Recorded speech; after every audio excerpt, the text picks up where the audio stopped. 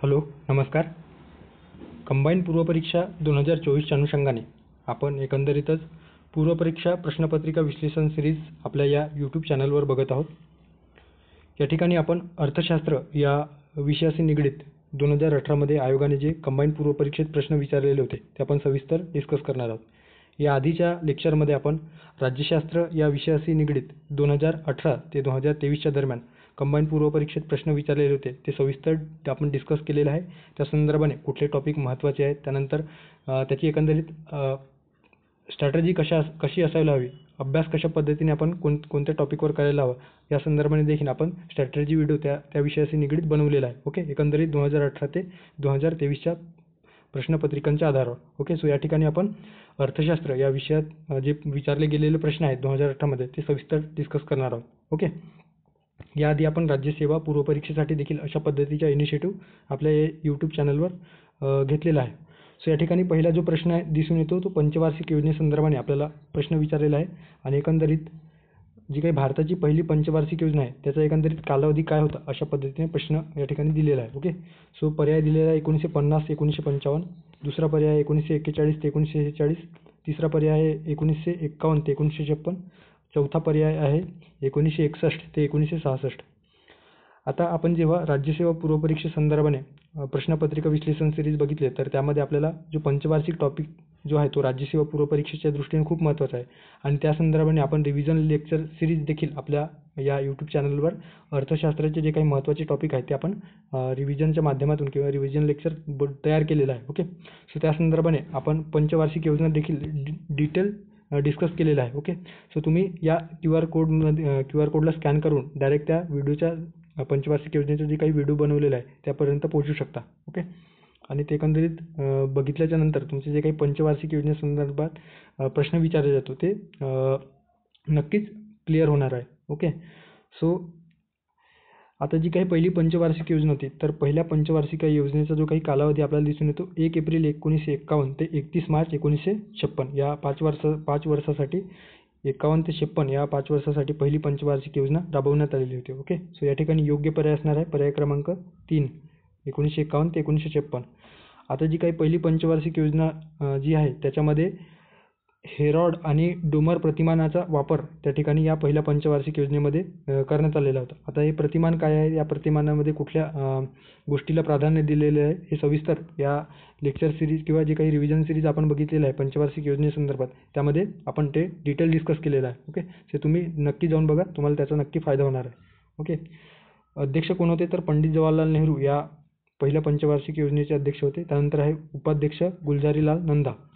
योजनेचे जे काही नाव होते ते पुनरुत्थान योजना म्हणून या पहिल्या पंचवार्षिक योजनेला ओळखला जातो आणि मुख्य भर आपल्याला कृषी क्षेत्रावर असल्याचे आपल्याला निदर्शनास येतो. ओके, सो कृषी क्षेत्रावर जास्त भर देण्यात आलेला होता. उद्दिष्ट दर किती होते किंवा एकंदरीत आर्थिक वृद्धी दर किती ठरवण्यात आलेलं होतं तर 2.1% वार्षिक वृद्धी दर साध्य करणे अशा पद्धतीच्या वार्षिक वृद्धी दर ठरवण्यात आलेला होता. ओके, उद्दिष्टे त्यानंतर साध्य किती झालेलं आहे तर 3.6% म्हणजे उद्दिष्टापेक्षा जे काही उद्दिष्टे ठरवलेले होते त्यापेक्षा जास्त आपण वृद्धी दर गाठण्यास आर्थिक वृद्धी दर गाठण्यास यशस्वी झालेलो होतो. ओके, म्हणूनच या पहिल्या पंचवार्षिक योजनेला यशस्वी पंचवार्षिक योजना म्हटलं जातं आहे. ओके, सर्वाधिक जो खर्च आहे तो कृषी व सिंचनावर झाल्याचे आपल्याला दिसून येतो. त्यानंतर जे काही महत्त्वाचे विकास योजना आहेत, ओके, विकास प्रक्रियेदरम्यान वेगवेगळ्या प्रकल्प राबवण्यात आले, त्यानंतर वेगवेगळ्या योजना सुरू करण्यात आल्या त्या संदर्भाने या ठिकाणी डिस्कस केलेलं आहे किंवा पंचवार्षिक योजनेच्या या व्हिडिओ लेक्चरमध्ये ते सविस्तर डिस्कस केलेलं आहे, ते तुम्ही नक्की जाऊन बघा. त्यानंतरचा प्रश्न आहे 1951 ते 1951 ते 2013-14 या काळात एकूण स्थूल देशांतर्गत उत्पादनामध्ये शेती क्षेत्राचा वाटा डॅश प्रवृत्ती दर्शवितो. म्हणजे एकंदरीत 1951 ते 1951 ते 2013-14च्या काळात एकंदरीत जी काही GDP आहे तर GDPमध्ये शेती क्षेत्राचा वाटा कशा पद्धतीने किंवा त्याची एक प्रवृत्ती कशा पद्धतीने दिसून येतो. ओके, स्थिर प्रवृत्ती, त्यानंतर आहे घटती प्रवृत्ती दिसून येतो काय, वाढती आणि तटस्थ. म्हणजे एकंदरीत वाटा कसा होत गेलेला आहे, कमी होत गेलेला आहे, जास्त होत गेलेला आहे की तटस्थ आहे. आता जर GDPमध्ये कृषी क्षेत्राचा वाटा बघितला तर आपल्याला लक्षात येईल एकंदरीत जे काही केंद्रीय सांख्यिकीय कार्यालय आहे, ओके, CSO, त्याच्या अंदाजानुसार देशाच्या GDP मध्ये कृषी व त्या संलग्न क्षेत्राचा वाटा आपल्याला 1960-61 मध्ये 47.6% असल्याचे दिसून येत होतं. मात्र 2004-5च्या जे काही बेस किंमत आहे त्यानुसार जर आपण 2010-11 मध्ये जी काही GDP मोजलेली होती, एकंदरीत कृषी क्षेत्राचा वाटा 2010-11 मध्ये किती होतं, तर ते आपल्याला 14.4% इतका निदर्शनास आला. म्हणजे काय, तर 47 वरून 2010-11 मध्ये 14.4% म्हणजे शेती क्षेत्राचा जो वाटा आहे तो आपल्याला कमी कमी होत गेल्याचे आपल्याला दिसून येतो आहे. ओके, सो या ठिकाणी बघू शकता या ग्राफमध्ये किंवा चार्टमध्ये देखील 1960-61 मध्ये 47.6%, त्यानंतर 70 मध्ये 41.7, त्यानंतर 80-81 मध्ये 85.7, त्यानंतर 90 मध्ये 29.5, 2000 ते 2001 मध्ये 22.3 आणि 2010 ते 11 मध्ये 14.4%. अशा पद्धतीने शेती क्षेत्राचा वाटा GDPतील जो काही हिस्सा आहे तो कमी कमी होत गेल्याचे आपल्याला दिसून येतो. त्यामुळे या प्रश्नाचा योग्य पर्याय असणार आहे, एकंदरीत त्याची प्रवृत्ती कशी आहे तर घटती आपल्याला दिसून येतो. पर्याय क्रमांक 2 योग्य पर्याय असणार आहे. ओके, आता काही कारणे दिलेले आहेत. ओके, ज्यामध्ये देशाच्या GDP मध्ये शेतीचा वाटा का घटतो आहे, तर त्याची काही कारणे दिलेली आहेत. देशाचे वाढते नागरीकरण असेल, शेतमजुरांचे वाढते वेतन असतील, कृषी साधनांचा वाढता खर्च. कृषी साधनांचा वाढता खर्च म्हणजे काय, तर पारंपरिक ऐवजी आता जी काही शेती पद्धती केली जाते तर त्यासाठी यंत्रांच्या मोठ्या प्रमाणावर मागणी होते आणि त्यासाठी भांडवलाची जी काही गरज असते, पैशांची जी काही गरज असते ते मोठ्या प्रमाणावर लागतो आहे आणि त्यासाठी जो काही खर्च शेतकऱ्यांना करावा लागतो तर त्यामुळे तेवढे अफोर्ड करू शकत नाही. त्यामुळे त्यांना कमी प्रमाणात उत्पादन, पारंपरिक पद्धतीने कमी प्रमाणात उत्पादन ते घेत असतात. ओके, सो अशा वेगवेगळ्या ज्या कारणांवरून शेतीचा जो GDP मधील वाटा आहे तो कमी होताना आपल्याला दिसून येतो आहे. त्यानंतरचा प्रश्न आहे, महाराष्ट्र राज्यातील कोकण विभागाला खालील क्षेत्रात शाश्वत तुलनात्मक लाभ आहे. शाश्वत तुलनात्मक लाभ म्हणजे काय, तर भविष्यात देखील त्याचा फायदा त्या कोकण किनारपट्टी किंवा कोकण विभागाला आर्थिक क्षेत्रात त्याचा नक्की फायदा होणार आहे. अशा पद्धतीने शाश्वत तुलनात्मक लाभ या ठिकाणी दिलेला आहे. सो कोणत्या क्षेत्रामध्ये शाश्वत तुलनात्मक लाभ या कोकण विभागाला होणार आहे, अशा पद्धतीने या ठिकाणी प्रश्न विचारलेला आहे. ओके, सो शेती आणि कृषी प्रक्रिया उद्योग, त्यानंतर आहे वन आणि खनिज संपत्ती, कापड उद्योग, मत्स्यपालन, फलोत्पादन आणि पर्यटन. सो वरीलपैकी कोणते विधान बरोबर आहे. ओके, आता प्रामुख्याने जर कोकण प्रदेशाचा आपण विचार केला तर त्या ठिकाणी आपल्याला मत्स्यपालन किंवा मत्स्य व्यवसाय, त्यानंतर आहे समुद्रकिनारी पर्यटन. ओके, बीचेस वगैरे त्या ठिकाणी अवेलेबल आहे. ओके, त्यामुळे जे काही बाहेरून येणारे पर्यटक असतील किंवा आपल्या देशातील पर्यटक आहेत त्या ठिकाणी पर्यटनासाठी जातात आणि मोठ्या प्रमाणावर त्या पर्यटनावर ते खर्च करतात आणि त्याचा एकंदरीत फायदा त्यांना तेथील जे काही इकॉनॉमी आहे त्यासाठी, त्या इकॉनॉमीला चालना देण्यासाठी किंवा वाढीस होतो आहे. ओके, फलोत्पादन आहे, नारळाचे वगैरे बाग वगैरे असतील, त्यानंतर काजू वगैरे जे काही फळं आहेत किंवा पिके आहेत ते त्या ठिकाणी घेतले जात आहे. ओके, सो आर्थिक क्षेत्र या इत्यादी कारणांमुळे आपल्याला विकसित होत असल्याचे त्या प्रदेशामध्ये आपल्याला दिसून येतो. ओके, सो हे जे विशेषतः कोकण अर्थव्यवस्थेला उभारी देण्यासाठी खूप महत्त्वाचे ठरतो आहे. ओके, आणि यामध्ये जर आपण जे काही समुद्रकिनारी पर्यटनामध्ये जर आपण गुंतवणूक चांगल्या पद्धतीने केले तर आपल्याला त्याचा उच्च परतावा देखील मिळू शकतो. ओके, सो अशा पद्धतीने या ठिकाणी मत्स्यपालन, फलोत्पादन व पर्यटनाला अधिक जे शाश्वत तुलनात्मक लाभ मिळण्यासाठी कारणीभूत असणार आहे. ओके, किंवा यापासून आपल्याला नक्कीच शाश्वत तुलनात्मक लाभ मिळू शकतो. सो पर्याय क्रमांक ड किंवा डी या ठिकाणी योग्य असणार आहे. पर्याय क्रमांक 3 या ठिकाणी योग्य पर्याय आहे असं आपण म्हणू शकतो. त्यानंतरचा प्रश्न आहे, एकंदरीत 2018-19 मध्ये जे काही अंदाजपत्रक आपल्या संसदेमध्ये मांडले गेलेले होते. ओके, सो बजेट त्यामध्ये जे काही राजकोषीय तूट, त्यानंतर महसुली तुटीचे जे काही संकल्पना आहे त्यावर जे काही आकडेवारी प्रसिद्ध करण्यात आलेली होती त्याविषयी या ठिकाणी प्रश्न विचारलेला आहे. ओके, सो हे जे असे प्रश्न जे आहेत तर आपण त्याला लॉजिकने देखील थोडा सॉल्व्ह करू शकतो. ओके, राजकोषीय तूट, महसुली तूट, वर्ष अखेरीस एकूण थकबाकी देयता, स्थूल राष्ट्रीय उत्पादनाच्या स्थूल कर महसूल प्रमाण म्हणजे काय, GDP आणि कर यांचे गुणोत्तर प्रमाण, याला GDP आणि कर यांचे गुणोत्तर प्रमाण देखील म्हटले जात आहे. ओके, सो राजकोषीय तूट. आता राजकोषीय तुटीचा जो काही आकडेवारी असतो तो सिंगल डिजिटमध्ये असतो आणि साधारणतः 5 ते 6 किंवा 3-4 इतका म्हणजे 7 जे काही आपण आता सध्या किती ठरवलेलं आहे की आपली जी काही राजकोषीय तूट आहे ते 4 पेक्षा जास्त असता कामा नये. 4+ किंवा 4+2 किंवा 4+-2 अशा पद्धतीने आपण ठरवलेलं आहे. ओके, थोडक्यात काय, तर आपली GDPचे जो काही राजकोषीय तूट आहे त्याच्यामध्ये 4% पेक्षा 2 वाढू शकतो किंवा 2 कमी होऊ शकतो. त्याच्यापेक्षा कमी आपण राजकोषीय तूट होता कामा नये अशा पद्धतीने ठरवलेलं आहे. त्यानंतर महसुली तूट ऑलवेज राजकोषीय तुटीपेक्षा कमी असतो. ओके, सो या ठिकाणी महसुली तूट आहे. जर महसुली तुटीला जर आपण 2.2 असा जी जोडी लावली तर आपल्याला काय दिसून येतं, तर पर्याय क्रमांक 3, फक्त पर्याय क्रमांक 3 मध्ये आपल्याला ब ची जोडी 3 नंबरला लागतो आहे. ओके, सो ब ची जोडी 3 नंबरला लागतो आहे. आणि राजकोषीय तुटीचा जो काही आकडेवारी जर विचारात घेतलं तर 3.3 अशा पद्धतीने अ ला 4 नंबरची जोडी, ब ला 3 नंबरची जोडी. आणि वर्षाअखेरीस एकूण थकबाकी देयता म्हणजे जे काही डेप्टचे प्रमाण आहे ते थकबाकी देयताचं जे काही कर्जाचं प्रमाण आहे तो किती आहे एकूण महसूल जो काही प्राप्त होतो त्या अनुषंगाने. तर या ठिकाणी 48.8% आणि कर GDP गुणोत्तर किती असतो, तर साधारणतः 10 ते 15 किंवा 16 या दरम्यान आपल्याला दिसून येतो. तर ते 12.1% या ठिकाणी अशा पद्धतीने याचं योग्य पर्याय असणार आहे पर्याय क्रमांक 3. ओके, आता जर तुम्ही अर्थसंकल्पासंदर्भात जे काही आकडेवारी प्रसिद्ध होते तर ते अभ्यासत असाल तर त्या संदर्भाने जे काही आकडेवारी प्रसिद्ध केल्या जातो आहे राजकोषीय तुटी संदर्भाने, महसुली तुटी संदर्भाने, त्या संदर्भाने सविस्तर बाय हार्ट आपल्याला जर असेल तर आपण अशा प्रश्नाला सहजरित्या टॅकल करू शकतो. ओके, आता या ठिकाणी 2024च्या अनुषंगाने आपण हे जे काही आकडेवारी आहे ते दिलेलं आहे. यात आपल्याला फिस्कल डेफिसिट, त्यानंतर आहे रेव्हेन्यू डेफिसिट, त्यानंतर प्रायमरी डेफिसिट आणि इफेक्टिव्ह रेव्हेन्यू डेफिसिट संदर्भाने आकडेवारी देण्यात आलेली आहे. ओके,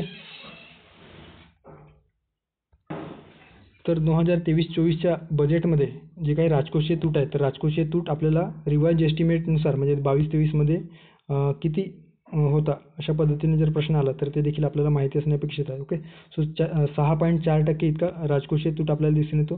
त्यानंतर आहे महसुली तूट 4.1%. त्यानंतर प्रायमरी जी काही तूट आहे, ओके, प्राथमिक तूट ते आपल्याला 3 इतका असल्याचे दिसून येतो. आणि प्रभावी महसुली तूट आपल्याला 2.9%. ओके, जर बजेट एस्टिमेटचा विचार केला तर 23-24 मध्ये 5.9% इतका असण्याची संभाव्यता या ठिकाणी 2023-24च्या बजेटमध्ये वर्तवण्यात आलेली होती. ओके, सो राजकोषीय तूट 5.9%.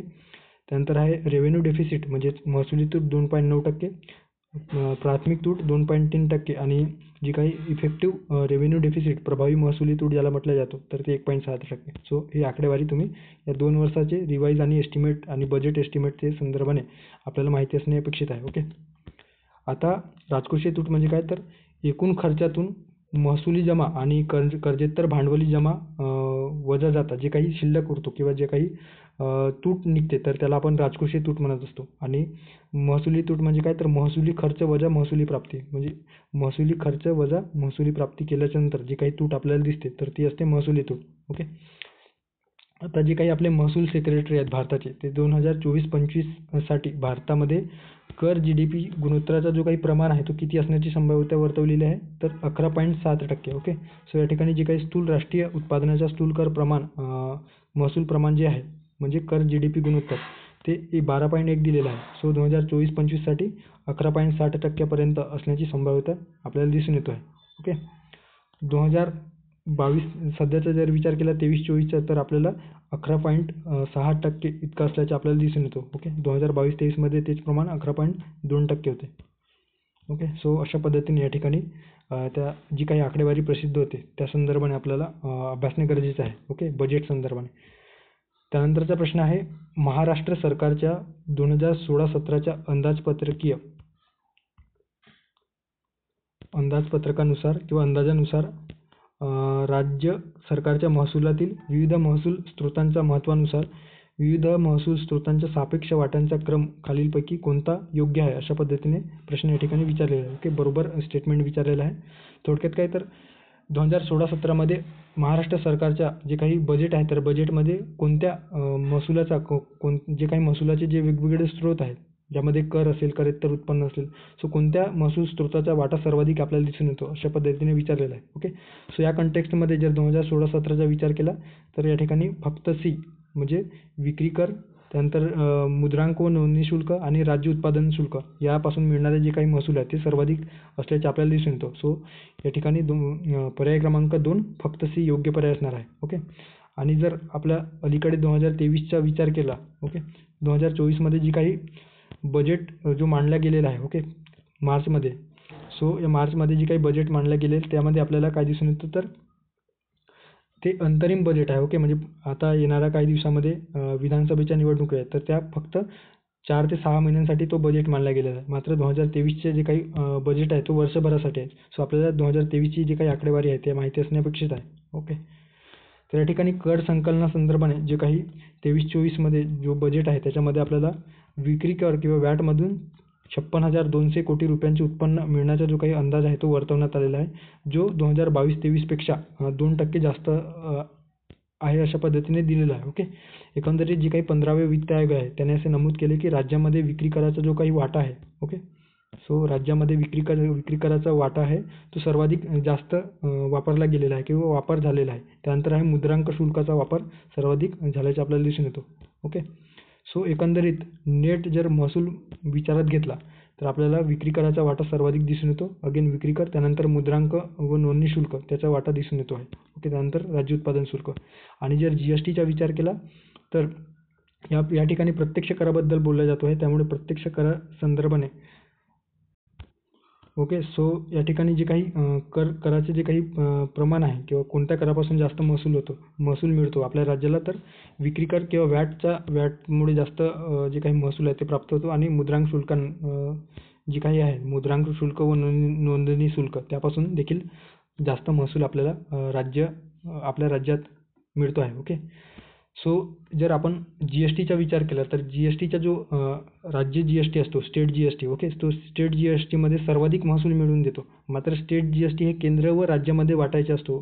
एकंदरीत जे काही स्टेट GSTमध्ये जो काही रेव्हेन्यू प्राप्त होतो तो दोन्हीमध्ये वाटला जातो आहे, कारण आपण शेवटी ते केंद्राकडे हस्तांतरण करत असतो आणि त्यामुळे त्याच्यातील जे काही वाटा आहे तो खूप कमी प्रमाणात आपल्याला मिळतो आहे. मात्र नेट जर विचार केला तर कोणत्या महसूल स्रोतातून सर्वाधिक रेव्हेन्यू आपल्याला प्राप्त होतो, तर विक्री कर आणि व्हॅटचा वापर. ओके, सो अशा पद्धतीने ते तुम्ही लक्षात ठेवू शकता. आणि एकूणच जर विचारलं तर राज्य किंवा स्टेट GSTचा सर्वाधिक महसूल आपल्या राज्यातून गोळा केला जातो. ओके, सो गोळा कोणत्या महसुलातून केला जातो सर्वाधिक, तर स्टेट GSTमधून.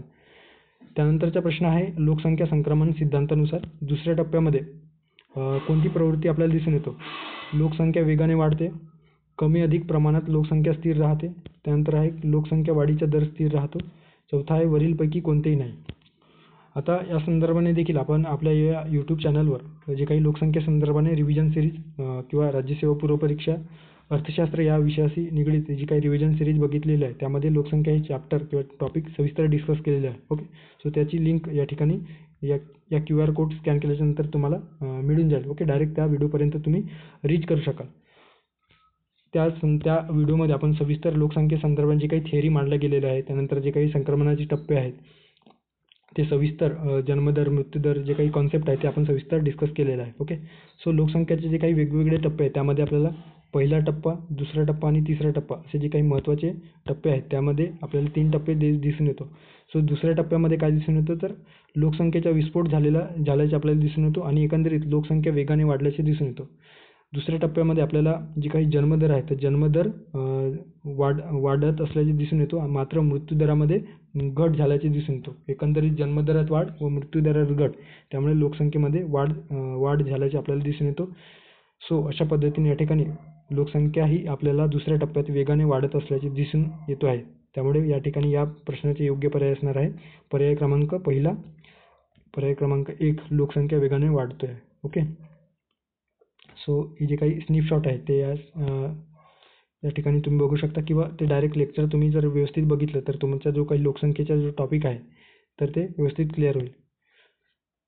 त्यानंतरचा प्रश्न आहे खालीलपैकी एक पर्याय महाराष्ट्र राज्याचा मनरेगा योजनेसंबंधित 2015-16 साठीचा अनुक्रमे 1 दिवसाचा रोजगार निर्मिती खर्च आणि प्रत्येक कुटुंबासाठी सरासरी जो काही रोजगार दिवस आहे तो दर्शवितो, असा एकंदरीत प्रश्न या ठिकाणी विचारलेला आहे. ओके, थोडक्यात काय तर जे काही मनरेगा आहे महात्मा गांधी रोजगार हमी योजना त्याच्या अंतर्गत एका दिवसाचा जो काही वेतन मजुरी दर आहे तो किती होता 2015-16 साठीचा आणि एकंदरीत जो काही कामाचा जो सरासरी दिवस जो होता तो किती दिवसाचा होता, अशा पद्धतीने प्रश्न दिलेला आहे आणि बरोबर विचारलेला आहे. सो बरोबर पर्याय असणार आहे पर्याय क्रमांक 2. आता त्या कॉन्टेक्स्टमध्ये अलीकडे जे काही मनरेगा धोरण आपण राबवतो आहोत किंवा रोजगार हमी योजनेमध्ये, तर महाराष्ट्राला जो काही वेतन दर आहे किंवा मजुरी दर आहे तो किती आहे. सो सध्या मजुरी दराचा विचार केला तर महाराष्ट्रामध्ये 297 रुपये प्रतिदिन असं करण्यात आलेलं आहे. 2023मध्ये हे जे काही मजुरी वेतन दर होते ते 273 इतकं होतं. मात्र त्यामध्ये 1 एप्रिल 2024 पासून वाढ करण्याचे ठरवण्यात आले आणि त्यानुसार 297 रुपये प्रतिदिन असं ठरवण्यात आलेलं आहे. ओके. सर्वाधिक जे काही मजुरीचा दर जो दर आहे प्रतिदिन तो आपल्याला हरियाणा या राज्यामध्ये दिसून येतो या योजनेअंतर्गत. ओके. 374 रुपये प्रतिदिन. यामध्ये याआधी म्हणजे रोजगार हमी कायदा जेव्हा 2005मध्ये पारित करण्यात आला तर त्याआधी महाराष्ट्र शासनाने किंवा महाराष्ट्र राज्यामध्ये 1977मध्ये अशा पद्धतीची जी काही रोजगार हमी योजना आहे ती लागू करण्यात आलेली होती. ओके. त्यानंतर 2005मध्ये संसदेने ग्रामीण रोजगार हमी कायदा केला आणि त्यानुसार संपूर्ण भारतासाठी रोजगार हमी जी काही ॲक्ट आहे तो लागू करण्यात आला. त्यानुसार महाराष्ट्राने 2006मध्ये महाराष्ट्र रोजगार हमी जी काही कायदा आहे ते नव्याने पारित केला आणि 2017चा जो काही 1977मध्ये जी काही रोजगार हमी कायदा आणलेला होता तो वगळण्यात आला. ओके. आता महात्मा गांधी रोजगार हमी योजना जे 2005मध्ये लागू करण्यात आलेले होते त्याचं इम्प्लिमेंटेशन कधी झालं असा तारीख आपल्याला विचारतो आहे. ओके. सो ते लक्षात ठेवा. 2 फेब्रुवारी 2006 पासून त्याची अंमलबजावणी सुरू झाली. ओके. सो 2 फेब्रुवारी 2006 तारीख लक्षात ठेवा. त्यानंतर पुढच्या प्रश्नाकडे जाऊयात. आता या ठिकाणी केंद्र सरकारच्या अगोदर खालीलपैकी कोणत्या राज्यांनी राजकोषीय जबाबदारी कायदा अंमलात आणला असा एकंदरीत प्रश्न आहे. Okay. So fiscal responsibility law कोणत्या राज्यांनी अंमलात आणलेला होता FRBM कायदा येण्याच्या आधी. ओके. सो उत्तर प्रदेश, पंजाब, कर्नाटक, केरळ, तामिळनाडू, पश्चिम बंगाल आणि आपल्याला बरोबर उत्तर विचारलेलं आहे. ओके. सो फक्त अ, ब आणि क म्हणजे ABC आणि फक्त ब आणि फक्त ड. सो कुठले पर्याय योग्य असणार आहे तर आपल्याला दिसून येते की कर्नाटक, केरळ, उत्तर प्रदेश, पश्चिम बंगाल आहे का पश्चिम बंगाल तर नाही. कर्नाटक, केरळ, उत्तर प्रदेश, पंजाब आणि तामिळनाडू असे जे काही राज्य आहेत 5 राज्य या 5 राज्यांमध्ये 2003च्या जे काही 2003मध्ये FRBM ॲक्ट पारित करण्यात आला तर त्यापूर्वी या FRBM सारखी म्हणजे राजकोषीय जबाबदारी कायदा आधी अस्तित्वात आल्याचे आपल्याला दिसून येतो. ओके. केंद्र सरकार पूर्वीच 2003च्या आधी या राज्यांनी FRBM कायदा किंवा FRL कायदा लागू केलेला होता. ओके. आता FRBM कायदा कशा संदर्भात आहे तर आपल्याला काय दिसून येतं FRBM मध्ये तर अर्थव्यवस्थेत आर्थिक शिस्त प्रस्थापित करणे, वित्तीय तूट कमी करणे, सार्वजनिक निधीचे व्यवस्थापन सुधारणे हे सरकारचे उद्दिष्ट या FRBM कायद्याच्या माध्यमातून ठरवण्यात आले. वित्तीय तूट कमी करण्याचे सरकारचे उद्दिष्ट या अंतर्गत आपल्याला ठरवण्यात आल्याचे दिसून येतो. ओके. ज्यामध्ये महसुली तूट आहे तर 2009 पर्यंत शून्यावर आणणे आणि भांडवल 2009 पर्यंत जे काही राजकोषीय तूट आहे ते 3% कमी करणे अशा पद्धतीने तुटीच्या जे काही उद्दिष्ट आहे ते ठरवण्यात आलेलं होतं. याची एकंदरीत अंमलबजावणी 5 जुलै 2004 या रोजीपासून झाल्याचे दिसून येतो. ओके. सो यावर देखील आयोगाने प्रश्न विचारलेला आहे त्यामुळे हे देखील जे डेट आहे ते तुम्ही लक्षात ठेवा.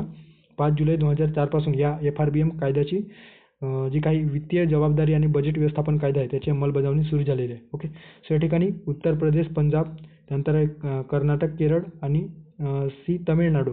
सो ABC बरोबर आहे. मात्र बंगालमध्ये अशा पद्धतीने जे काही ॲक्ट आहे तो लागू करण्यात आलेला नव्हता. ओके. 2003 पूर्वी. सो पर्याय क्रमांक दुसरा ABC योग्य पर्याय असणार आहे. त्यानंतरचा प्रश्न आहे नियोजनाच्या नंतरच्या टप्प्यामध्ये 1981 ते 2012 सरासरी स्थूल देशांतर्गत उत्पादन वाढीचा दर किती होता असा एकंदरीत प्रश्न आहे. जी काही नियोजनाच्या नंतरचा जे काही टप्पा आहे विशेषतः 1981 आणि 2012च्या कालावधीमध्ये स्थूल देशांतर्गत उत्पादन वाढीचा जो दर आहे ओके GDP मध्ये जो उत्पादन वाढीचा दर आहे तो किती होता. आता जेव्हा पंचवार्षिक योजनांची जेव्हा आपण उपलब्धी बघतो तर तेव्हा आपल्याला लक्षात काय येतं तर राष्ट्रीय उत्पन्नामध्ये आपल्याला साधारणतः सरासरी आपल्या GDP मध्ये 0.5% वाढ होत असल्याचे दिसून येतो आहे. ओके. सो नियोजन काळात भारताची जी काही सरासरी वार्षिक विकास दर होता ते GDPच्या 5.9% असल्याचे आपल्याला दिसून येतो. ओके. वार्षिक GDPच्या 5.9%. ओके. सो या ठिकाणी योग्य पर्याय असणार आहे 5.9%. पर्याय क्रमांक 2 साधारणतः 5 किंवा 5.9च्या दरम्यान या ठिकाणी आपल्याला एकंदरीत या GDP वाढीचा जो काही दर आहे तो आपल्याला दिसून येतो. ओके. सरासरी GDP वाढीचा. त्यानंतर आहे नियोजन काळात दरडोई उत्पन्नामध्ये किती वाढ दिसून येतो आहे, तर नियोजन काळामध्ये वार्षिक दरडोई उत्पन्न वाढीचा जो दर होता तो 2.9%. ओके, हे देखील लक्षात ठेवा. कदाचित येणाऱ्या काळात जर प्रश्न विचारला की नियोजन काळामध्ये दरडोई उत्पन्नात वाढीचा सरासरी दर किती होता, तर 2.9%. कृषी क्षेत्राचा विचार केला तर नियोजन काळामध्ये कृषीच्या उत्पादनाचा जो सरासरी वाढीचा दर होता तो 2.8%. त्यानंतर जे काही या ठिकाणी उपलब्धी दिलेली आहे, उद्योग विस्तार, त्यानंतर आर्थिक व सामाजिक पायाभूत सुविधामध्ये काय बदल झाले ते दिलेले आहे. परकीय व्यापार कशा पद्धतीने आहे. सो एकंदरीत या पंचवार्षिक योजनेच्या काळात आपल्याला अर्थव्यवस्थेमध्ये लक्षणीय पद्धतीने सुधारणा झाल्याचे दिसून येतो. काही क्षेत्र जे आहेत ते बहुतांशी विशेष प्रगती करू शकलेले नसतील तरी देखील पंचवार्षिक योजना जी आहे ते आपल्यासाठी योग्य पद्धतीने किंवा एक आर्थिक विकासाला गती देण्यासाठी खूप कारणीभूत ठरल्याचे आपल्याला दिसून येतो. ओके, सो या ठिकाणी योग्य पर्याय असणार आहे या प्रश्नाचं 5.9 पर्याय क्रमांक 2. त्यानंतरचा प्रश्न आहे सार्वत्रिक मूलभूत उत्पन्न यात खालील घटक आहेत. कोणते घटक आहेत? आता सार्वत्रिक मूलभूत उत्पन्नाला इंग्लिशमध्ये युनिव्हर्सल बेसिक इन्कम म्हटलं जातं आहे. ओके, लक्षात ठेवा. युनिव्हर्सल बेसिक इन्कम म्हणजे काय? सार्वत्रिक मूलभूत उत्पन्न. यामध्ये कोणत्या तत्वांचा किंवा कोणत्या घटकांचा समावेश होतो? तर सार्वत्रिकता, बिनशर्तता, त्यानंतर प्रतिनिधित्व म्हणजे लाभार्थीच्या निवडीच्या जे काही आदर आहे ते या समावेश होतो आणि वरीलपैकी सर्व. ओके, सो कुठले बरोबर आहेत? सो युनिव्हर्सल बेसिक इन्कम म्हणजे सार्वत्रिक मूलभूत उत्पन्न ही सरकारची एक कार्यक्रम संकल्पना आपल्याला दिसून येतो, ज्यामध्ये प्रत्येक प्रौढ नागरिकाला नियमितपणे ठराविक रक्कम मिळते. कशासाठी? तर हे एक ठराविक रक्कम जे सुनिश्चित करतो की एखादा व्यक्ती उत्पन्नाच्या इतर कोणत्याही स्रोताशिवाय, म्हणजे त्याच्याकडे कुठलेही स्रोत नाही आहे उत्पन्नाचे, तर अशा वेळेस त्याला दारिद्र्य रेषेच्या वर आणण्यासाठी सरकारद्वारे हे जे काही युनिव्हर्सल बेसिक इन्कम आहे ते प्रोव्हाइड केलं जातं आहे. ओके, एकंदरीत सोशल सिक्युरिटीच्या माध्यमातून असेल, सध्या आपण जे काही बघतो आहोत ज्यामध्ये निराधार योजना असेल, पेन्शन योजना असतील, त्यानंतर आहे किसान सन्मान योजना संदर्भाने जे काही गव्हर्नमेंट शेतकऱ्यांना जो वर्षाला 6,000 रुपये प्रोव्हाइड करतो आहे ते देखील या सार्वत्रिक मूलभूत उत्पन्नाचाच भाग आपल्याला दिसून येतो. ओके, आता यामध्ये जे काही उद्दिष्ट आहे त्यामध्ये राहणीमानाचा जो काही मूलभूत खर्च भागवण्यासाठी पुरेशी तरतूद करणे आणि आर्थिक सुरक्षा प्रदान करणे हे याचे सार्वत्रिक मूलभूत उत्पन्नाचे लक्ष्य किंवा उद्दिष्ट दिसून येतो. ओके, या तत्वांमध्ये काय दिसून येतं तर वैश्विकता म्हणजे सर्वांसाठी सारखे प्रमाणात. ओके, युनिव्हर्सलिझम, बिनशर्तता, कुठलीही अट किंवा कुठलाही पर्याय न ठेवता साधारणतः सर्वांसाठी एक समान अट अशा पद्धतीने.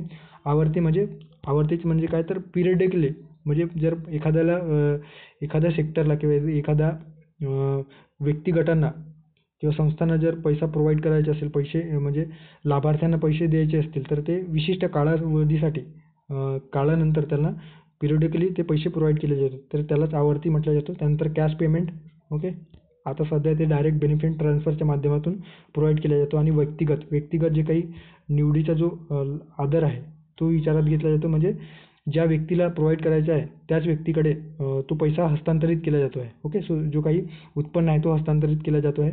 समजा एखादी व्यक्ती निराधार योजनेअंतर्गत लाभार्थी असेल आणि त्या संदर्भाने त्याच्या कुटुंब त्याचा फायदा घेऊ शकत असतील, अशा जर त्यांचा विचार असेल तर त्यांच्या कुटुंबांच्या अकाउंटवर न पाठवता त्या व्यक्तीच्याच अकाउंटवर विशेष जे काही त्यासाठी विशेष बँक अकाउंट ओपन करून डायरेक्ट बेनिफिट ट्रान्सफरच्या माध्यमातून त्या व्यक्तीच्याच नावाने ते क्रेडिट केलं जातं. ओके, अशा पद्धतीने व्यक्तिगत आदर या ठिकाणी विचारात घेतला जातो आहे.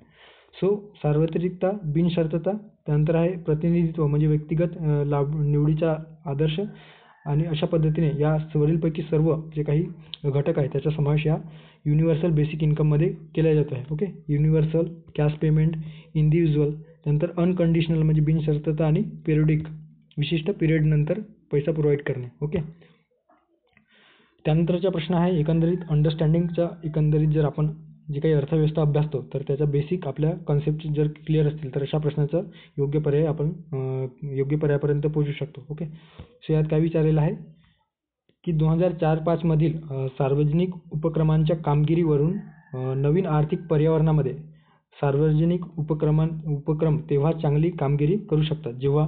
आता नवीन आर्थिक पर्यावरण म्हणजे काय तर जे काही आर्थिक क्षेत्राला डेव्हलपमेंट करण्यासाठी जो ॲटमॉस्फिअर आहे, जो एन्व्हायरमेंट लागतो आहे, त्यामध्ये सार्वजनिक उपक्रमांसाठी कोणत्या एन्व्हायरमेंटमध्ये जे काही सार्वजनिक उपक्रम आहेत, पब्लिक एंटरप्राइसेस जे आहेत ते कार्य करू शकतात. ओके, त्यासाठी कोणत्या गोष्टी जबाबदार आहेत. ओके, किंवा कोणते कारणे आवश्यक आहेत. तर या ठिकाणी दिलेलं आहे, पुरेशी स्वायत्तता दिल्यानंतर ते कार्य करू शकतात का किंवा चांगल्या पद्धतीने आपली परफॉर्मन्स बजावू शकतात का? तर हो, बरोबर आहे. त्यानंतर आहे नोकरशाही व राजकीय नियंत्रणात घट. ओके, म्हणजे जे काही पब्लिक सेक्टर एंटरप्राइसेस जे आहे त्याच्यामध्ये नोकरशाही व राजकीय जे राजकारणी लोकांचे जे नियंत्रण आहे ते त्याच्यामध्ये जर कमी असेल तर ते योग्य पद्धतीने आपले जे काही कार्य आहेत ते पार पाडतील. ओके, कुणाचा जास्त हस्तक्षेप नसेल तर त्यांना जो प्रोडक्शन आहे किंवा जो एकंदरीत त्यांचा जो बिझनेस आहे तो व्यवस्थित पार पाडतील. त्यामुळे देखील त्यांची जी काही कार्यक्षमता आहे ते सुधारण्यास मदत होईल. त्यामुळे ब देखील किंवा 2 नंबरचा पर्याय देखील योग्य आहे असं आपण म्हणू शकतो. त्यानंतर आहे सार्वजनिक उपक्रमांमध्ये खाजगी संस्कृती सुरू करणे. बरोबर आहे. जर सरकारी क्षेत्राचा जर त्यामध्ये जास्त हस्तक्षेप असेल तर ब्युरोक्रसी, त्यानंतर आहे राजकीय लोकांचा हस्तक्षेप जास्त असेल त्यामध्ये आणि अशा वेळेस वेगवेगळे निर्बंध लादले जाण्याची किंवा राजकारणाचा जो काही प्रभाव आहे त्यामध्ये जास्त असल्याची शक्यता राहू शकतो. अशा वेळेस या सार्वजनिक उपक्रमांमध्ये खाजगी संस्कृती सुरू करणे, जेणेकरून खाजगी क्षेत्राला किंवा खाजगी जे काही गुंतवणूक असेल, भांडवल असेल, त्यांना त्या पर्टिक्युलर उद्योगामध्ये गुंतवण्यास चालना मिळेल आणि अशा वेळेस त्यामधून जास्तीत जास्त उत्पादन कशा पद्धतीने आपण घडवून आणू, जेणेकरून त्या सार्वजनिक उपक्रमाचा जो काही विकास आहे किंवा जो काही पब्लिक सेक्टर एंटरप्राइजेस आहे त्याचा जे काही वृद्धी दर आहे ते वाढवण्यास चालना मिळू शकते. सो तीनही जे स्टेटमेंट आहेत, तीनही पर्याय दिले आहेत ते योग्य असणार आहे. सो वरीलपैकी सर्व उपाययोजना जे दिलेल्या आहेत ते या ठिकाणी योग्य पर्याय आहे असं आपण म्हणू शकतो. ओके, थोडक्यात अंडरस्टँडिंगचा भाग आहे आपला. सो पर्याय क्रमांक 4 या ठिकाणी योग्य पर्याय आहे. त्यानंतरचा प्रश्न आहे, हे देखील आपल्याला आर्थिक नियोजन काळामध्ये शेती क्षेत्रासाठी आर्थिक नियोजनाची जी काही उद्दिष्टे होते ते कोणते उद्दिष्टे होते असा एकंदरीत प्रश्न आहे. आपण पंचवार्षिक योजना डिस्कस केलेल्या आहेत, त्यामध्ये कृषी क्षेत्रासंदर्भाने कुठल्या कुठल्या गोष्टीचा समावेश त्या ठिकाणी केलेला होता, कोणकोणत्या योजना राबवलेल्या होत्या त्या संदर्भाने सविस्तर बघितलेलं आहे. ओके, सो मी परत तुम्हाला एकदा रिक्वेस्ट करेन, तुम्ही ते व्हिडिओ नक्की जाऊन बघा, म्हणजे तुमचा जो काही पंचवार्षिक योजनेसंदर्भाने ज्या टॉपिक विचारला जातो तर त्यावर सविस्तर आपण त्या टॉपिकला कव्हर करू शकतो. ओके, आणि त्यातून योग्य पर्यायापर्यंत आपल्या प्रश्नामध्ये जो काही योग्य आन्सर आहे तो आपल्याला देता येईल. या ठिकाणी विचारलेलं आहे की शेती क्षेत्रासाठी आर्थिक नियोजनाची खालील कोणती उद्दिष्टे आहेत? शेती उत्पादनात वाढ करणे आहे का? रोजगार संधीमध्ये वाढ करणे आहे का? ग्रामीण भागातील उत्पन्नातील विषमता कमी करणे आहे का? सो हे जे तीनही पर्याय जे आहेत ते आर्थिक नियोजनाची शेती क्षेत्रासाठी उद्दिष्ट दिसून येतो. शेती उत्पादनात वाढ करण्यासाठी आपण वेगवेगळ्या अनुदान प्रोत्साहन असतील किंवा हायलिंग प्रोग्राम आपण राबवलेला आहे, ज्यामध्ये हरित क्रांती वगैरे इनिशिएटिव्ह आपण सुरू केलेलं होतं. त्यामध्ये त्यानंतर शेतकऱ्यांसाठी जे काही अनुदान पद्धती आहे, रासायनिक खतांमध्ये अनुदान देणे, उत्पादन वाढण्यासाठी आपण चालना देणे, अशा पद्धतीने इनिशिएटिव्ह आपण या आर्थिक नियोजनाच्या काळामध्ये घेण्यात आलेलं होतं. ओके, त्यानंतर रोजगार संधी निर्माण करणे, तर शेती क्षेत्राचा वाटा एकंदरीत जास्त असला तरी रोजगारामध्ये तेवढंसं उत्पादन मिळत नसल्या कारणाने रोजगार संधी निर्माण होत नाही. ओके, आणि असलं रोजगार संधी मिळाल्या तरी ते कमी दरामध्ये त्या ठिकाणी आपल्याला काम करावं लागतं. तर जर जास्त प्रोडक्शन असेल तर अशा वेळेस रोजगाराच्या संधी किंवा रोजगार निर्मिती होईल आणि जास्त मजुरांची त्या ठिकाणी शेती क्षेत्रावर मागणी होईल आणि परिणामतः त्यांना योग्य पद्धतीने रोजगार उपलब्ध होईल. ओके, सो ब देखील किंवा 2 नंबरचा पर्याय देखील या ठिकाणी योग्य असणार आहे.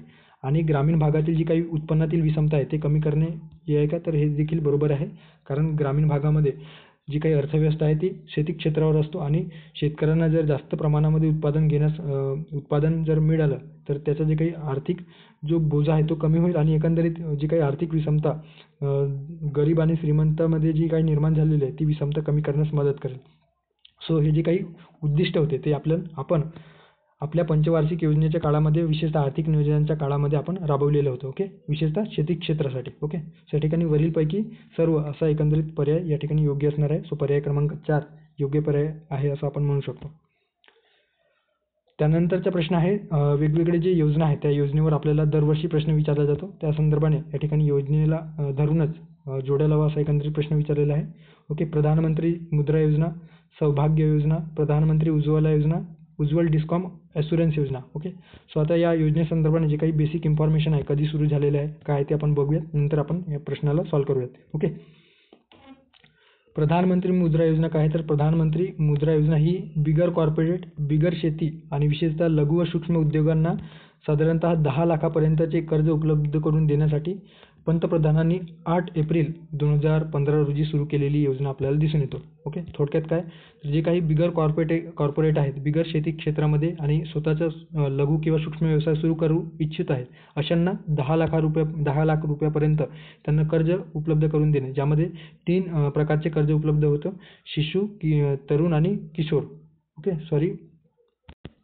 तर त्याचे जे 3 प्रकार आहेत त्यामध्ये शिशु, किशोर आणि प्रौढ अशा पद्धतीने आपल्याला एकंदरीत त्याचं बायफर्केट करू शकतो. ओके, शिशुमध्ये 50,000 ते साधारणतः 5 लाख अशा पद्धतीने, त्यानंतर 5 लाख ते, म्हणजे आता एक्झॅक्ट आकडेवारी आठवत नाही, पण हे 3 जे काही प्रकार आहेत ते या प्रधानमंत्री मुद्रा योजनेद्वारे दिले जात आहे. ओके, त्यानंतर आहे सौभाग्य योजना. सौभाग्य योजनेमध्ये काय दिलेलं आहे की प्रधानमंत्री सहज बिजली हर घर योजना आहे आणि ज्याच्या माध्यमातून ज्या घरापर्यंत वीज पोहोचलेली नाही त्या घरांपर्यंत वीज जोडणी देणे, अशा पद्धतीने ही योजना सुरू करण्यात आली.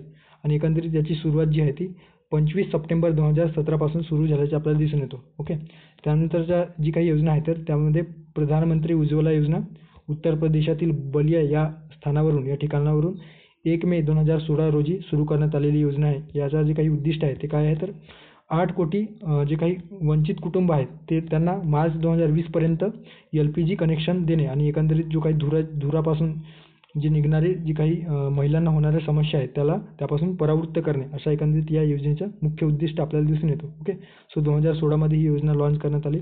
त्यानंतर आहे उज्ज्वल डिस्कॉम अशुरन्स योजना. ही विशेषतः वीज वितरण कंपन्यांसाठी ही योजना सुरू करण्यात आलेली आहे. ओके, यात ही योजना जी आहे ते आपल्याला दिसून येते की 15 नोव्हेंबर 2015 रोजी ही योजना उदय योजना म्हणून या नावाने सुरू करण्यात आलेली आहे. ओके, सो उज्ज्वल डिस्कॉम अशुरन्स योजना म्हणजेच उदय योजना. आणि एकंदरीत सर्वांना परवडणारी आणि 24/7 वीज उपलब्ध करून देण्याच्या दृष्टिकोनातून ही योजना स्थापन करण्यात आल्याचे आपल्याला दिसून येतो. ओके, सो आता प्रश्नाकडे येऊयात. प्रधानमंत्री मुद्रा योजना कशा संदर्भात आहे तर सूक्ष्म उद्योगांना पुनर्वित्त आणि विकास यासाठी लघु स्वरूपात किंवा लघु व सूक्ष्म उद्योगांना कर्ज पुरवठा करणे हे प्रधानमंत्री मुद्रा योजनेचे उद्दिष्ट दिसून येतो. त्यानंतर सौभाग्य योजना. तर सौभाग्य योजनेत काय दिसून येतं तर सार्वत्रिक घरगुती विद्युतीकरण. ओके, सो बोला 3 नंबरची जोडी म्हणजे हर घर बिजली योजना, अशा पद्धतीने सौभाग्य योजना म्हणजे प्रत्येक घरापर्यंत विद्युतीकरण करणे. त्यानंतर आहे प्रधानमंत्री उज्ज्वला योजना. याच्या अंतर्गत दारिद्र्य रेषेखालील कुटुंबांना LPGची जोडणे. ओके, त्यानंतर उज्ज्वल डिस्कॉम अशुरन्स योजना. या ठिकाणी आपल्याला वीज वितरण कंपन्यांच्या आर्थिक आरोग्य सुधारण्यासाठी ही योजना सुरू करण्यात आल्याचे दिसून येतो. ओके, सो डी ला 2 नंबरची जोडी. डी ला 2 नंबरची जोडी, ला 1 नंबरची जोडी, सी ला 1 नंबरची जोडी, त्यानंतर आहे ला 4 नंबरची जोडी आणि ब ला 3 नंबरची जोडी. सो पर्याय क्रमांक 3 या ठिकाणी योग्य पर्याय आहे असं आपण म्हणू शकतो. ओके,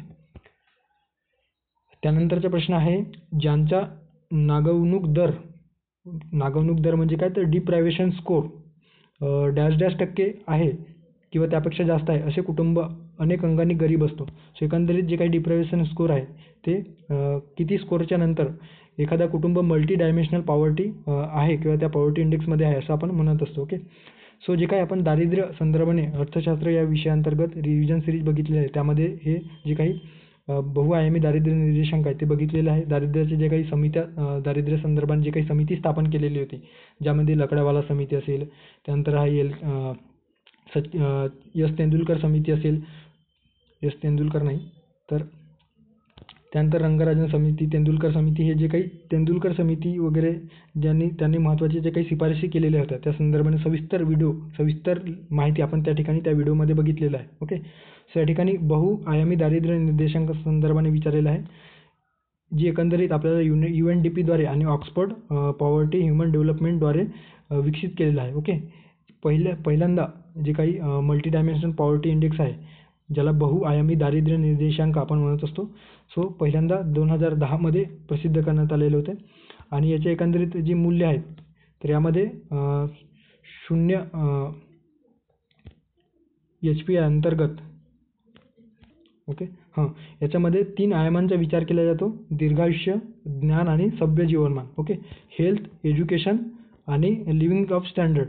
सो त्या संदर्भाने या ठिकाणी दिलेलं आहे, ते तुम्ही वाचू शकता किंवा या व्हिडिओला जर तुम्ही गरिबी संदर्भात किंवा दारिद्र्य संदर्भात बघितलं तर तुम्हाला ते सविस्तर त्या ठिकाणी आपण डिस्कस केलेलं आहे. ओके, आता जी काही डिप्रायव्हेशन स्कोर स्केल आहे तर त्या स्कोर स्केलमध्ये काय दिसून येतो, तर डिप्राइव्ड म्हणजे मल्टी डायमेन्शनल पॉवर्टी इंडेक्सच्या आतमध्ये किंवा या अनेक अंगाने दारिद्र्य असणारे घटक कोणत्या स्केलमध्ये किंवा कोणत्या पर्टिक्युलर लाईनच्या पलीकडे दिसतो आहे. ओके, सो या ठिकाणी 1 ते 20च्या दरम्यान नॉट टू लेस म्हणजे दारिद्र्याचे जे काही आहे ते डिप्रायव्हेशन स्कोरच्या कमी आहे. त्यानंतर 20 ते 33च्या दरम्यान 20% ते 33.33% दरम्यान काय दिसून येतं, तर वल्नरेबल आहेत म्हणजे असुरक्षित आहेत, ते कधीही मल्टी डायमेन्शनल पॉवर्टी इंडेक्समध्ये जाऊ शकतात. त्यानंतर 33.33 ते 50 या दरम्यान डिप्राइव्ड आहे म्हणजे ते ऑलरेडी मल्टी डायमेन्शनल पॉवर्टी इंडेक्सच्या कॅटेगरीमध्ये समाविष्ट आहेत किंवा बहुआयामी दारिद्र्यामध्ये त्यांची गणना होते. आणि 50%पेक्षा जास्त असेल तर खूप अतितीव्र दारिद्र्य त्यांच्यामध्ये त्या कुटुंबामध्ये आपल्याला दिसून येतो. असं एकंदरीत या जो काही डिप्रायव्हेशन स्केल आहे, डिप्रायव्हेशन स्केल त्यामध्ये दिसून येतो. ओके, सो या ठिकाणी अनेक कुटुंब अनेक अंगाने गरीब असतं कोणत्या स्केलमध्ये दिसून येतं, तर 33.33 या जी काही स्कोर आहे 33.33 ते 33.50 याच्या दरम्यान आपल्याला दिसून येत आहे. ओके, सो पर्याय क्रमांक 4 किंवा 4 नंबरचा जो पर्याय आहे तो योग्य पर्याय असणार आहे. त्यानंतरचा प्रश्न आहे या ठिकाणी आणि शेवटचा प्रश्न असणार आहे 2018 मध्ये कंबाईन पूर्व परीक्षेत विचारलेला अर्थशास्त्र या अंतर्गत प्रश्न या ठिकाणी विचारलेला आहे. मौद्रिक धोरण म्हणजे नियामक धोरण की ज्याद्वारे केंद्रीय बँक डॅश डॅशवर आपले नियंत्रण ठेवते. ओके, सो मौद्रिक धोरणालाच पतधोरण देखील म्हटलं जातो आणि हे जे काही पतधोरण आहे ते मध्यवर्ती बँकेद्वारे अर्थात आपण जर भारताचा विचार केला तर रिझर्व्ह बँकेद्वारे ते मध्यवर्ती मौद्रिक धोरण राबविले जातो आहे. ओके, सो यामध्ये उच्च रोजगार आणि किंमत स्थिरता यासारख्या व्यापक उद्दिष्टांच्या पूर्ततेसाठी आर्थिक आणि वित्तीय परिस्थितीवर परिणाम करण्यासाठी एखाद्या राष्ट्राच्या मौद्रिक प्राधिकरणाने म्हणजे काय, तर जी काही बँके आहे मध्यवर्ती बँक त्याद्वारे अवलंबिलेले मौद्रिक धोरण आपल्याला दिसून येतो आहे. मौद्रिक धोरण हे मध्यवर्ती बँकेने आखून दिलेले व्यापक आणि आर्थिक धोरण दिसून येतो ज्यामध्ये पैशाचा पुरवठा आणि व्याजदरांचे व्यवस्थापन समाविष्ट आहे. ओके, सो पैशाचा पुरवठा आणि व्याजदराचे व्यवस्थापन आपल्याला दिसून येतो. आता जर आपण प्रश्नाचा विचार केला तर या ठिकाणी पर्याय काय दिलेला आहे, सार्वजनिक खर्च, पैशाचा पुरवठा, कर महसूल आणि वरीलपैकी सर्व. सो योग्य पर्याय असणार आहे या ठिकाणी पैशाचा पुरवठाचा विचार या मौद्रिक धोरणामध्ये केला जातो, तर सार्वजनिक धोरण, कर महसूल याचा विचार राजकोषीय धोरणामध्ये केला जातो जे सरकारतर्फे ते नियंत्रित केला जातो किंवा नियमन केला जातो. मात्र पैशाचा पुरवठा असेल, व्याजदर स्थिरता असेल, देशामध्ये चलनवाढीची समस्या असेल तर त्याला रोखण्यासाठी मौद्रिक धोरणाचा जो काही वापर आहे किंवा उपयोग आहे तो मध्यवर्ती बँकेकडे केला जातो. ओके, सो रिझर्व्ह बँकेद्वारे आपल्या भारताचा विचार केला तर रिझर्व्ह बँकेद्वारे खुल्या बाजारातील रोखे व्यवहार, ओके, कामकाज म्हणजे काय रोखे व्यवहार, CRR ज्याला ओपन मार्केट ऑपरेशन आपण म्हणत असतो. ओके, नंतर आहे बँक व्याजदर धोरण, त्यानंतर राखीव प्रणाली ज्याला CRR कॅश रिझर्व्ह रेशो आपण म्हणत असतो, पत नियंत्रण धोरण, नैतिक प्रबोधन इत्यादीच्या माध्यमातून देशामध्ये आर्थिक स्थैर्य प्राप्त करण्याचे कार्य या मौद्रिक धोरणाच्या माध्यमातून मध्यवर्ती बँक करत असतो. ओके, सो अशा पद्धतीने 15 प्रश्न आपण या ठिकाणी सविस्तर डिस्कस केलेला आहे ज्यामध्ये कृषी संदर्भाने आपल्याला प्रश्न विचारल्याचे दिसून येतो. त्यानंतर आहे या ठिकाणी जर एकंदरीत प्रश्नांचा विचार केला तर काय दिसून येतो आहे, तर पहिला जो प्रश्न आहे त्यामध्ये आपल्याला पंचवार्षिक योजनेसंदर्भाने प्रश्न विचारलेला आहे. त्यानंतर स्थूल देशांतर्गत उत्पादनामध्ये म्हणजे GDP मध्ये जे काही आपण राष्ट्रीय उत्पन्न अभ्यासतो त्या संदर्भाने राष्ट्रीय उत्पन्न या टॉपिक अंतर्गत कृषी क्षेत्राचा वाटा या संदर्भात प्रश्न विचारलेला आहे. त्यानंतर शाश्वत तुलनात्मक लाभ पर्यटन म्हणजे महाराष्ट्राचे जे काही इकॉनॉमी आहे त्यावर प्रश्न विचारलेला आहे. त्यानंतर आपल्याला जे काही बजेट आहे त्या बजेटवर देखील प्रश्न विचारला जातो. ओके, महाराष्ट्राचं बजेट असेल, लोकसंख्येवर प्रश्न आपल्याला विचारल्याचे दिसून येतो. त्यानंतर हा योजना संदर्भात आपल्याला प्रश्न विचारलेला आहे. जी आपली राजकोषीय धोरण आहे त्या राजकोषीय धोरणामध्ये किंवा राजकोषीय जी काही प्रणाली आहे त्यामध्ये कर उत्पन्न महसूल ह्या संदर्भाने देखील प्रश्न विचारला जातो, ते देखील लक्षात ठेवा. त्यानंतर परत पंचवार्षिक योजनेवर विचारलेला प्रश्न, युनिव्हर्सल बेसिक इन्कमवर म्हणजे राष्ट्रीय उत्पन्न किंवा योजनेसंदर्भाने आपल्याला प्रश्न विचारलेला आहे. ओके, आर्थिक धोरण असतील, आर्थिक नियोजनाच्या काळात वेगवेगळ्या योजना असतील किंवा इतर सध्या करंटमध्ये योजना सुरू आहेत त्यावर विचारलेला प्रश्न, गरिबी संदर्भाने प्रश्न आपल्याला दिसून येतो आणि मौद्रिक धोरण म्हणजे आर-बी-आय जे टॉपिक आपण अभ्यासतो चलनविषयक धोरणासंदर्भाने आपल्याला प्रश्न या ठिकाणी विचारलेला आहे. ओके, सो अशा पद्धतीने 15 प्रश्न आपण या ठिकाणी 2018चे डिस्कस केलेलं आहे. ओके, सो अर्थशास्त्र या विषयाअंतर्गत कंबाईन पूर्वपरीक्षा 2018 मध्ये आयोगाने जे विचारलेले आहे ते आपण सविस्तर डिस्कस केलेलं आहे. सो या ठिकाणी थांबूयात, भेटूया पुढच्या एका नवीन व्हिडिओत. तोपर्यंत धन्यवाद. Thank you. Have a good day.